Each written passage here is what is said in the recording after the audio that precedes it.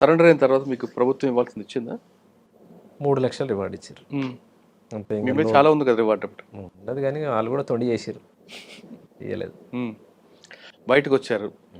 మీరు లోపల ఉన్నప్పుడు అదొక ప్రపంచం, బయటకు వచ్చాక నిజ స్వరూపం మీకు తెలుస్తుంది ప్రపంచాన్ని. రకరకాల వ్యక్తులు, కుట్రలు, కుతంత్రాలు జరుగుతుంటాయి. అవన్నీ చూసినప్పుడు ఏమనిపించింది? ఆ జీవితమే మంచిది అనిపిస్తుంది. సరే వచ్చినాము, తప్పదు, ఉంటున్నాం, కానీ విలువైన జీవితం అదే. నీతి నిజాయితీగా నిలబడి, నీతి నిజాయితీగా, కుట్రలు కుతంత్రాలు లేకుండా, క్రమశిక్షణతోటి బతికిన రోజులు. సరే ఇబ్బందులు పడుతుండొచ్చు, తిండి ఉండకపోవచ్చు, నీళ్ళు ఉండకపోవచ్చు, రకరకాల ఇబ్బందులు ఉండొచ్చు, కానీ విలువైన జీవితం, విలువైన ఆశయం. ఇక్కడ రకరకాల మనుషులు ముందు మీతో నవ్వుతుంటారు, వెనక నుంచి గొంతు కోసే రకాలు ఉంటాయి. వాళ్ళని చూసినప్పుడు ఏమనిపిస్తుంటారు? అదే విలువైన జీవితం అంటున్నాగా. ఇక ఇది కుట్రల కుతంత్రాలు ఈ సమాజం కాబట్టి ఇక తప్పదు.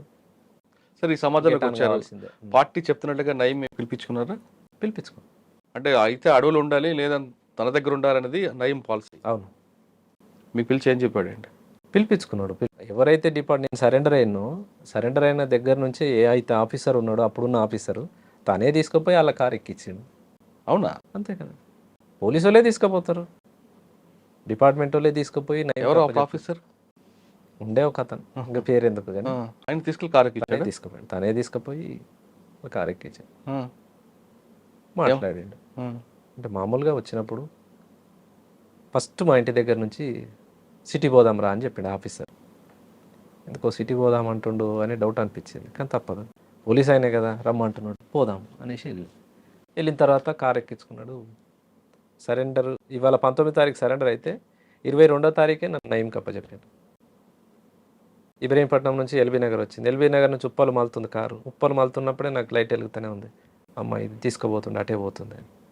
ఉప్పలు తీసుకొని ఉప్పల నుంచి బీబీ నగర్ క్రాస్ అయింది, ఇటు మళ్ళీ బీబీ నగర్ దాకా పోలేదు, కానీ ఉప్పలు దాటి బోడుప్పల ఆ ప్రాంతానికి వచ్చినప్పుడు ఈయన కారు ఆగింది.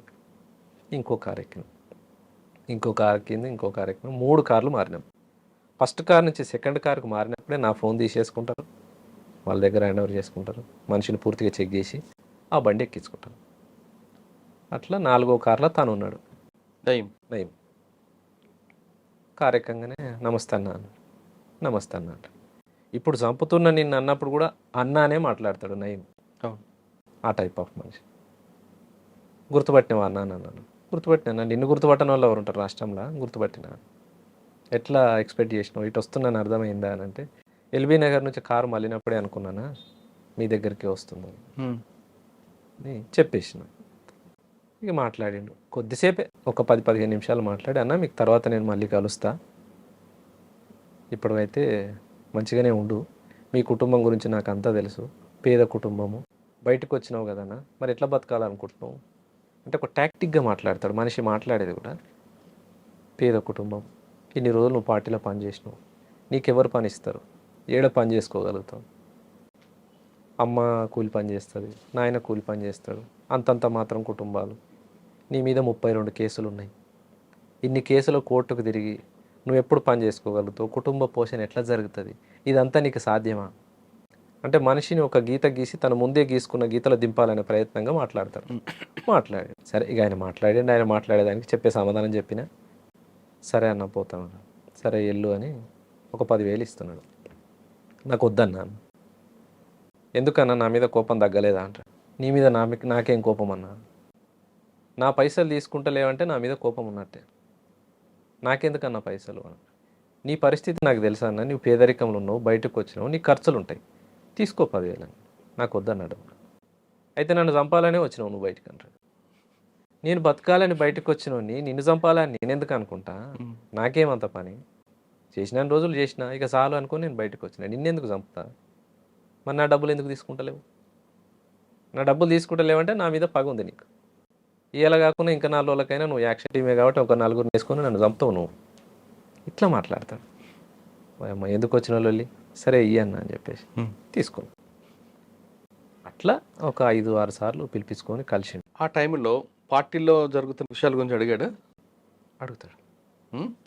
ఏం జరుగుతుంది, తన గురించి ఎవరెవరు ప్లాన్ వేస్తున్నారన్న విషయాలు, స్టేట్ కమిటీ ప్లానింగ్ జరుగుతుందా, సాంబశివుడి గురించి కూడా అడిగాడా? అందరి గురించి అడుగుతాడు. ఇక తన టార్గెట్లో ఎవరెవరైతే నాయకత్వం ఉన్నారో ఆయనకు లిస్ట్ ఆఫ్ ఉంటుంది, లిస్ట్ ఏదైతే రాసుకుంటాడో. ఎవరెవరి గురించి అడిగాడు ఆయన? స్టేట్ కమిటీ మెంబర్లు, ముఖ్యంగా ఎవరెవరు ఉన్నారు, సిటీ కౌంటీలో ఎవరెవరు ఉన్నారు, వాళ్ళ పేర్లు అడుగుతాడు. ఆయనకు సంబంధించిన పోలీస్ ఆఫీసర్లు ఉన్నారు కదా, ఇంట్లో ఎవరైనా మీ టార్గెట్ ఉన్నారా, రేపు అతి తొందరలో జరగబోయే యాక్షన్ ఏది, ఇవన్నీ అడుగుతాడు. చెప్పారా మీరు భయపడి? కొన్ని చెప్పాల్సినవి చెప్తాం, తప్పదు మరి. పులి నోట్లోకి వచ్చినాం, అవును, తప్పదు చెప్పి. పులి మీద కూర్చున్నారు. అదే పులి దగ్గరకు వచ్చినాం, కాదంటే అది కరుస్తుంది మిగులుతుంది. బతకాలని బయటకు వచ్చిన వాళ్ళు ఎవరి గురించి చెప్పారు అప్పుడు ఆఫీసర్ టార్గెట్? ఇప్పుడు కొంతమంది ఉండే, ఇంకా వాళ్ళ పేర్లు చెప్పేసినాం. ఇంకా వాళ్ళ పేర్లు ఏమన్నాడు? అలాగే ఆ విధంగా ఎన్నిసార్లు కలిశారు? 5-6 సార్లు కలిసినాం. అక్కడే అక్కడే ఏం కాదు, ఒకసారి ఏమో 5 సార్లు కూడా పోలీస్ ఆఫీసర్లు తీసుకెళ్లారా, ఆయన డైరెక్ట్గా వచ్చేవాడా? ఫస్ట్ సారి కలిసినాం పోలీస్ ఆఫీసర్, తర్వాత తన మనిషిని పంపేది. Okay. రెండోసారి కలిసినప్పుడు తను ఒక ఫోన్ ఇచ్చిండు, ఫోన్ ఇచ్చేది.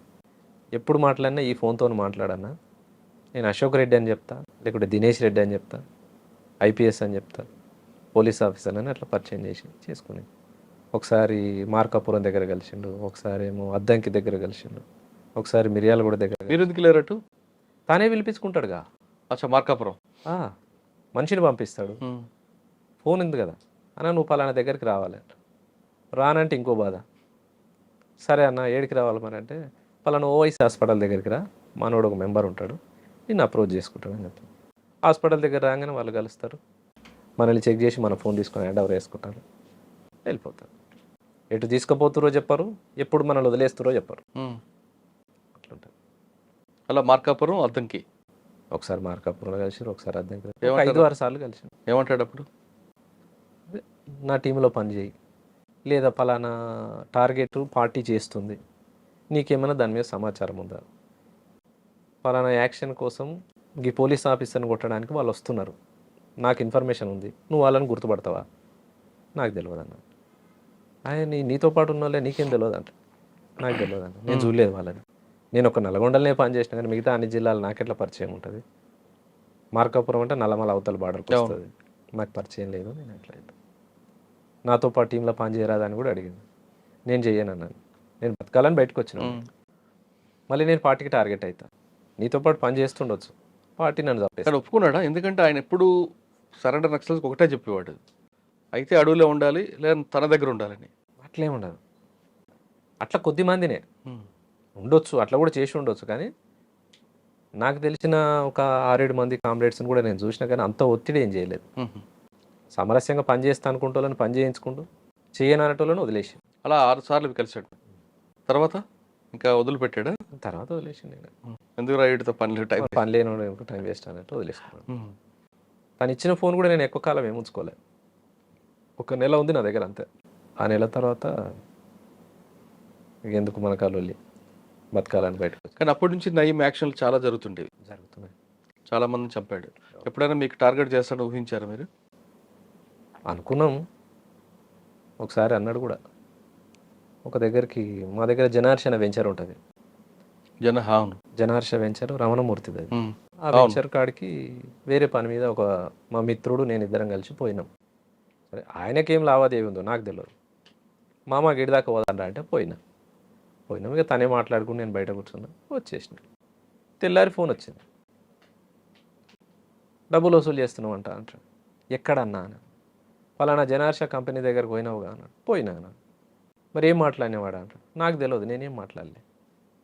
మా మామ రమ్మంటే పోయినా, మా మామ మాట్లాడుకున్నాడు. ఏం మాట్లాడుకుండో ఆయనకేం లావాదేవీ ఉంది నాకేం తెలుసు. లేదు, నువ్వు డబ్బులకే పోయినావు, నువ్వు డబ్బులే వసూలు చేస్తున్నావు. నిరూపించన్నా, నేను నిజంగానే డబ్బులు అడిగినట్టు నువ్వు నిరూపించు, నువ్వు ఏ శిక్ష చేసినా నేను సిద్ధమే, నువ్వు వేడికి రమ్మన్నా వస్తా అని చెప్పాను. నువ్వు అట్లా ఇట్లా ఎక్స్ట్రా అన్నీ మాట్లాడండి. సరే అన్న, మీ ఇష్టం, నేనైతే బయటకు వచ్చిన, మీకు దొరకని ప్లేస్లో అయితే లేను, నా ఇల్లు తెలుసు, నేను ఏడుండేది తెలుసు, అంతా మీకు తెలుసు, మీ ఇష్టం అన్న. ఇంకా అప్పటి నుంచి బంద్గా, ఇంకా ఫోన్లు లేవు, మనిషి లేవు.